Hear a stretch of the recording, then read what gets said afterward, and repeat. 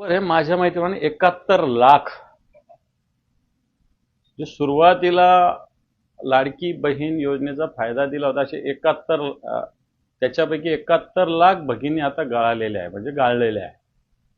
आणि ह्या गाळलेल्या मला असं वाटतं त्याच्यातून हा 21,000 कोटीचा आकडा आला असावा. सरकार या योजनेतून बहिणींची फसवणूक करते. केवायसीच्या नावाखाली या योजनेत कमीत कमी लाभार्थी निर्माण व्हावे अशा पद्धतीने त्यांचा प्रयत्न चालू आहे. त्यामुळे 71 लाख तब्बल भगिनी आत्ता नवीन केवायसी झाल्यानंतर या योजनेतून गाळलेल्या आहेत.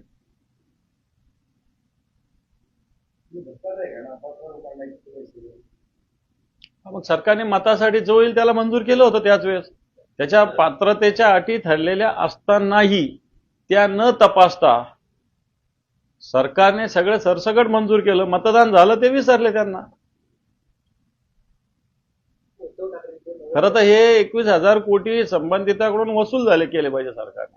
मी म्हणत नाही कोणत्या बहिणीला त्रास द्यावा, परंतु जे अधिकारी या अशा फाईल्स मंजूर करणारे असतील त्यांच्यावर कारवाई करावी, त्यांच्यावर कडून हे वसूल केलं पाहिजे. हा,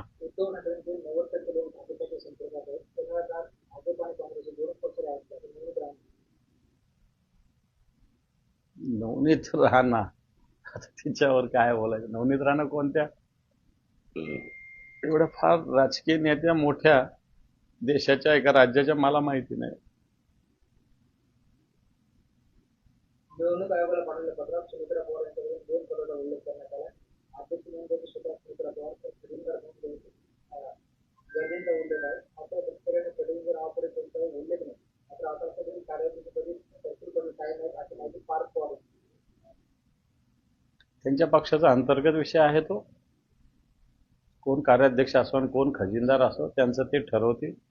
मग असं बाकीच्या पक्षांनी याच्यात फार काय इंटरफेअर करावा, त्यांची कार्यकारिणी कोण असावी, कोण अधिकारी असावं, कोण काय, त्याच्या पक्षाचा तो विषय असतो.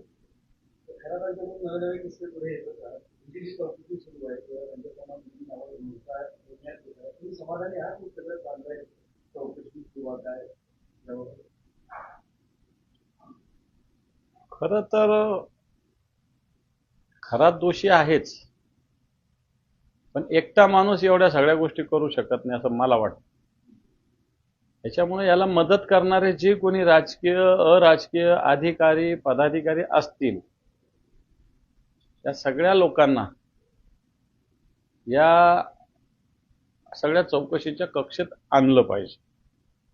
आणि मग आणल्यानंतरच खऱ्या अर्थानं चौकशी, नाही तर मग एकटा खरात टार्गेट करून, खरात कोणताही व्यक्ती एकट्याने या गोष्टी करू शकत नाही. याच्यात सहभाग मोठ्या यंत्रणेचा 100% असेल.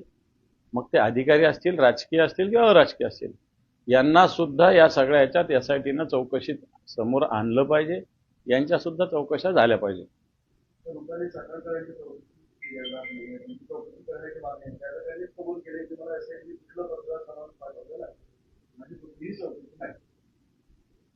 हेच तर आहे. मग एकटा भोंदू बाबा किंवा अशोक खरात याच्यासह त्याला साथ देणारे सगळे मंडळी यांना मला असं वाटतं एसआयटीनं यांची सुद्धा चौकशी करण्याची आवश्यकता आहे.